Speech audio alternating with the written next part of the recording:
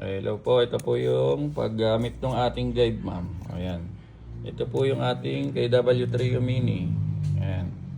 Sishoot lang po natin yung pinaka-center dito sa guide. Make sure po nakalapat po siya maigi. Then yung blade po, ayan.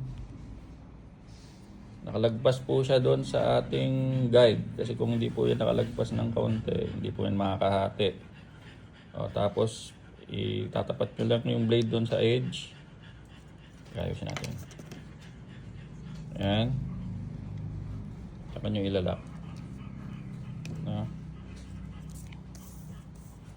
Tapos, ang inyong pinaka-cut ay kailangan po di gumagalaw din, no? Mas okay kung iti-tape nyo.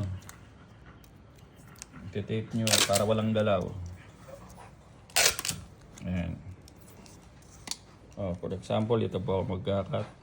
Tapos kung saan po yung position ng blade, doon po ang ikot. Pwedeng pa-counter clockwise or clockwise.